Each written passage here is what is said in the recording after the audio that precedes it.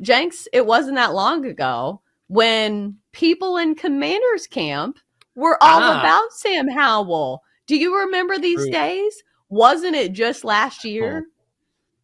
I sure do. Those were heady days.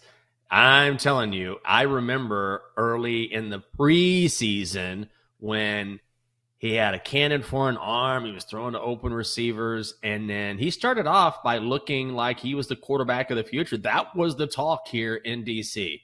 And we would do our podcast, or I did a lot of the pregame coverage, some of the postgame coverage for the Commanders.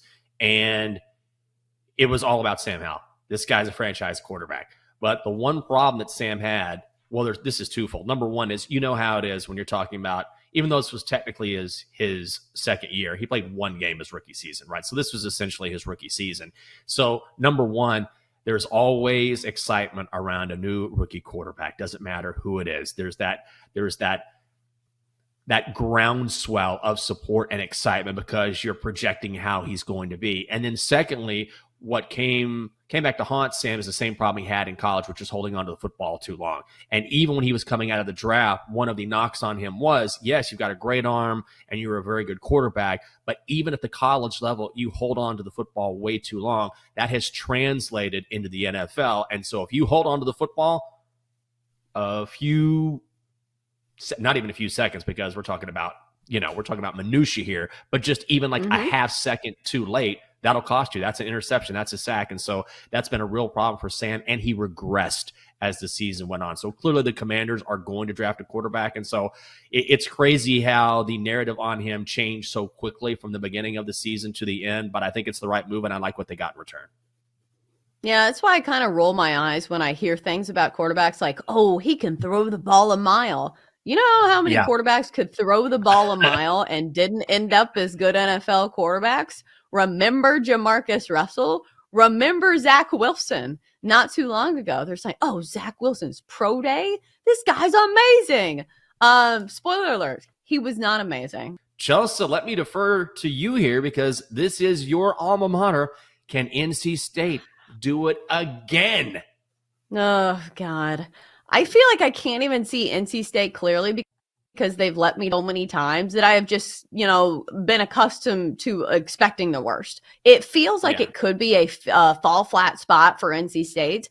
I think a lot of people forget this, but NC State and Duke are rivals. They are not rivals the level that Carolina and Duke are, but still, they are in the research triangle. Duke is very much a rival, and that was a huge win for NC State last night. They led most of the game and did not let up. They were extremely pumped up after the game, so I think this has a chance to be maybe a fall flat spot for NC State. But you look at UVA, the thing is for them is always their defense. It's going to be a lower scoring game. Maybe NC State can put up some points and maybe run them out here because the offense has been firing for NC State in their last 3 games, scoring at least 74 points, 74 against Duke, 83 against Syracuse, and 94 over what is definitely a bad Louisville team. But still, maybe this offense continues firing. And here's an interesting storyline.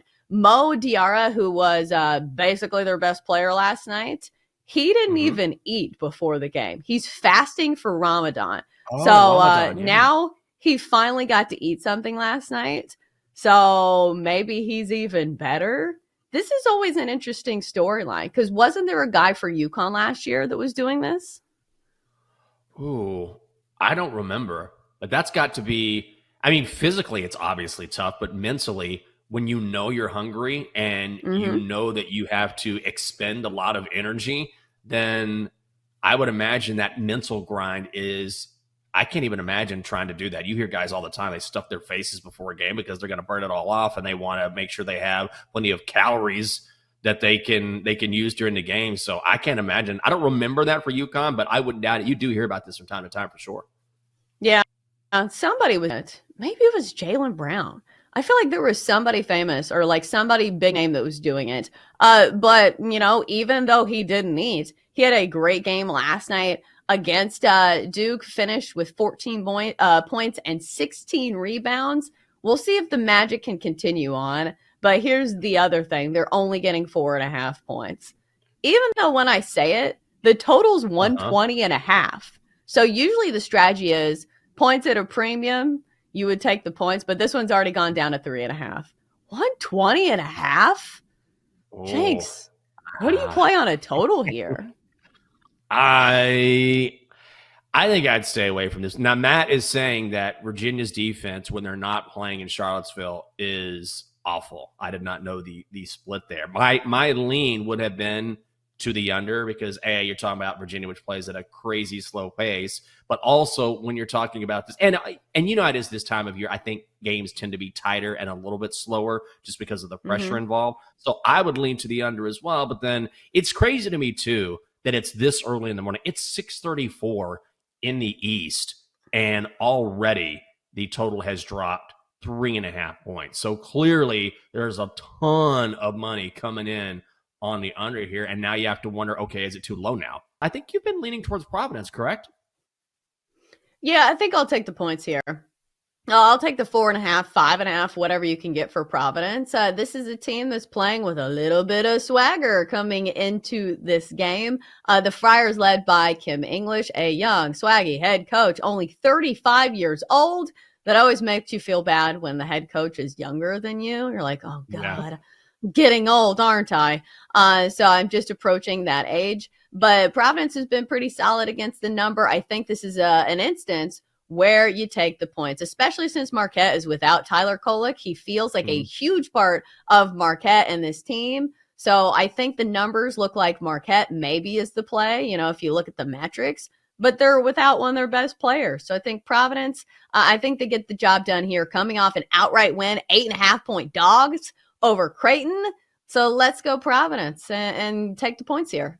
Yeah, I'm the same way. And I don't have a massive handicap on this game, but I like the way Providence is playing. And you mentioned Tyler Kolek, and that's such a huge loss for Marquette. He's out for the entire tournament, and I believe they've gone 2-2 in his absence. A couple of those losses against very good teams, including UConn, but this is too many points. The thing about Kirk is this. I understand that Kirk Cousins has won a single playoff game in his career. I understand he has gotten that back, but nobody's gonna knock him for getting his money because the NFL is brutal in that respect. If you can get your cash, and it seems like a lot of money. But for the quarterback market, that's just the way the market is for an NFL quarterback. And I'm not defending Kirk Cousins, but I will say that he is a very good quarterback and a top 15 quarterback. Some would say a top 10 quarterback. So yes, both things can be true.